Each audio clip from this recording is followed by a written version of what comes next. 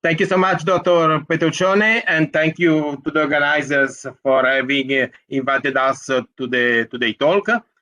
Today, with my colleague Ella Francioni, we will share the experience and the point of view of a large company as Leonardo is, together with the GEOS, in approaching the use of artificial intelligence for managing smart cities. As the speakers that have talked before us have outlined, there are new, let's say, needs and new challenges that have to be faced today in order to solve the challenges, in order to answer the increased demand, increased price, and the expectation that the customer may need to. So in order to that, Leonardo has developed a completely new architecture for managing smart cities. It's the new release of the architecture that my colleagues have shown in this morning presentation. It includes different parts. First of all, a situational awareness control room where all the data are collected and managed, because organization is important. Not only the data are important, but also organization is priority. Artificial intelligence is playing another important role for managing big data and generating added value information, together with the use of a multi-vector hybrid network in order to cooperate with the resources present on the field. The last point are the verticals that are charged to provide information. On the Leonardo side, I will just very quickly talk about our mobility management system and visual data analysis, while Elena will talk about deformation analysis, emergency mapping, and urban planning and illicit activity. So those are essentially the capabilities. Possibility of integration with existing system and interaction with them, capability of acquiring multiple heterogeneous information sources and processing of the information using artificial intelligence, thanks to the implementation of an actual decision support system. GEOS is playing a very important role in having a comprehensive georeferencing of all the information, giving the possibility of providing a very powerful picture, and the coordination of the resources in the field is again important. Okay. This is just a picture describing how the technological features of the platform is a C5I because it includes, since the beginning, cyber secured by design capabilities. It's completely situational awareness, and it provides a supporting and guidance and execution of operating procedures. And it's completely open, so it allows the integration of existing applications and third parties' specialized capabilities. The core of the platform is the Innovation Excellence Center developed by Leonardo through a setup of innovative high-performance computing that allows to efficiently manage artificial intelligence and autonomous intelligence systems through big data analytics capabilities. Just very few words about the verticals that Leonardo is capable to offer for smart city purposes. Mobility supervision system is able to provide demand estimation, origin estimation metrics applications, and as well as estimated and real flows and short-term forecast. While we also have a solution for visual analysis for security management, including objects counting and classification, facial recognition, cloud management, and automated neighborhood recognition. Now, Elena, the floor is over to you. Thank you. So thank you to all of you for this invitation. I will be very quick in telling you something on what satellite Earth observation can do for cities in terms of supporting, control, and for sustainability. Let me start. I will focus on this product, and then I will tell you very few words on the other possible services that can be provided through satellite technology. But we really think that this is a very important service based on radar data, satellite data, and supporting the analysis of stabilities of buildings, infrastructure, and in case of subsidence and landslides. This technology, as I told you, is based on radar data and provides a map of the formation over a city. We are talking now about cities, but in theory, this product can be provided in any context. And as you can see from the picture on the right, you can have a map of measuring points, the colored dots, with the color that represents the mean velocity of the point. And within each point is contained the information of the deformation over the time.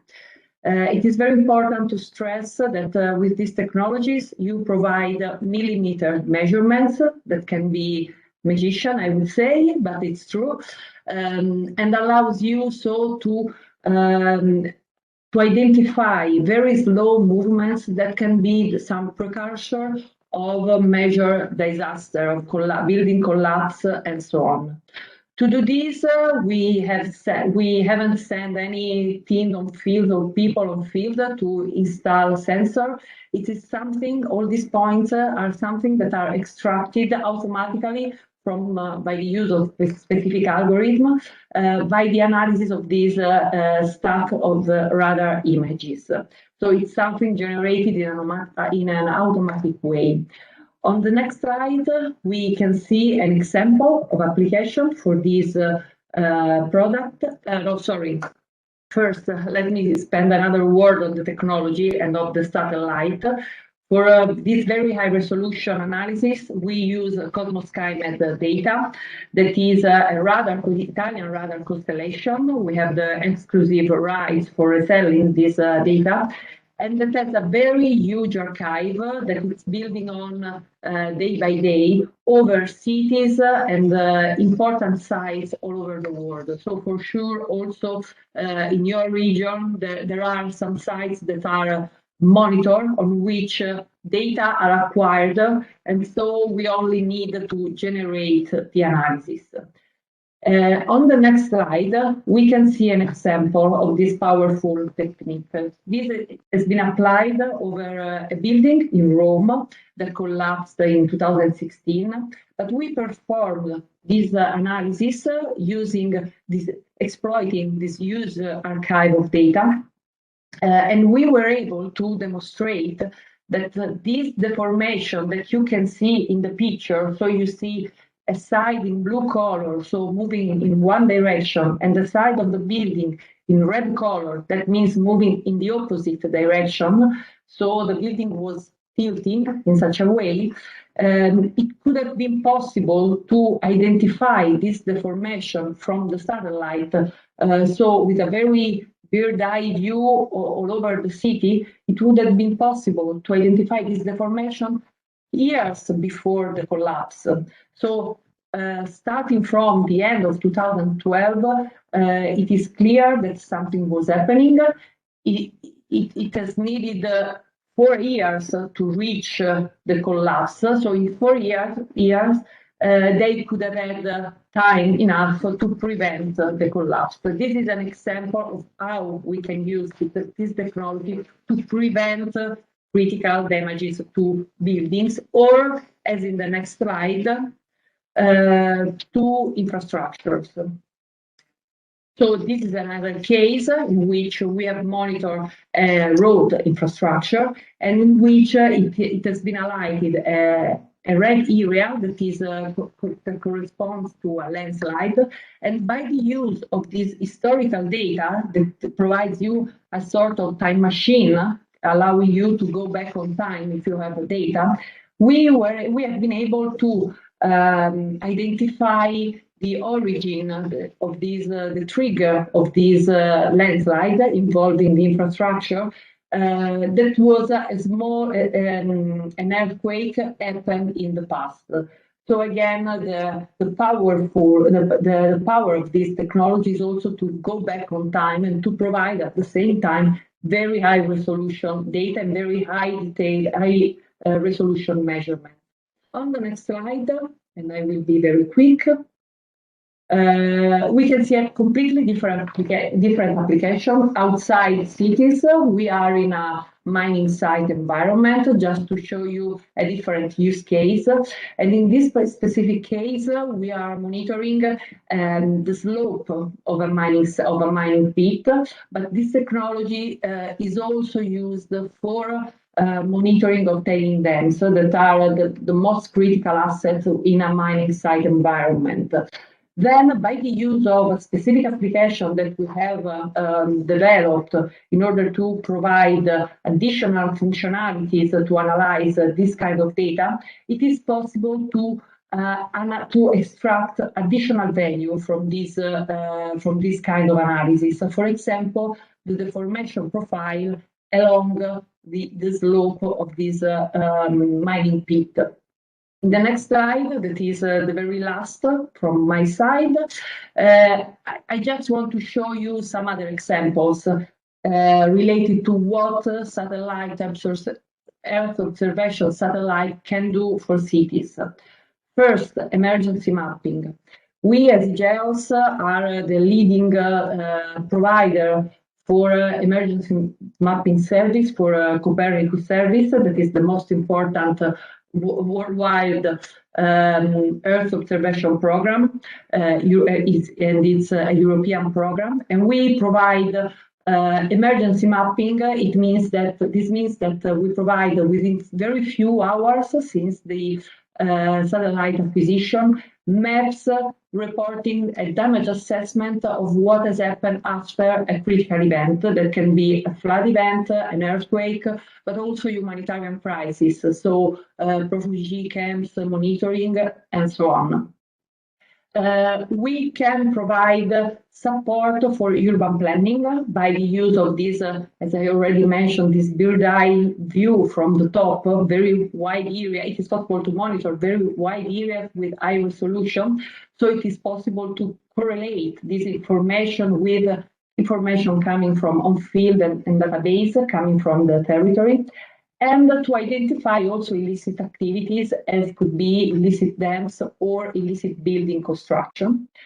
And another specific product for cities is the possibility to generate these urbanite islands that are maps derived again by satellite that represents area, allow the municipality, the managers to identify which areas in a city during the night present this phenomenon of heat retention. And this could be a real problem for a population over 65 years old, or for children or close to hospitals. So this supports a correct planning of the cities in terms of urban planning, and also to address specific action to recover this situation that can be very dangerous for all people. And that's, I think, it's all from my side. And thank you for your attention. Yeah, thank you very much. Thank you also on my side. Thank you very much, Elena and Andrea, for sharing very smart technologies, Earth and satellite based, that we hope we will be able to use as well very soon. Thank you very much. We still have 1 minute until the beginning of the next session. Are there any questions for Andrea and Elena from the physical and online audience? If you're online, please just ask your question. Yeah, there is one question here. Perfect, please. How resilient can this technology be to cyber attacks? Okay. Yes. As I explained before, we have started since the beginning to take in serious consideration the cyber resilience of the platform. Leonardo has a comprehensive experience in cybersecurity, so we have security operation centers, we have proper cybersecurity technologies. I will have a speech tomorrow morning specifically related to cybersecurity. So the platform is secure by design. So we have considered, for example, specific vulnerability assessment, malware protection tools inside the platform in order to take in a serious consideration this important challenge.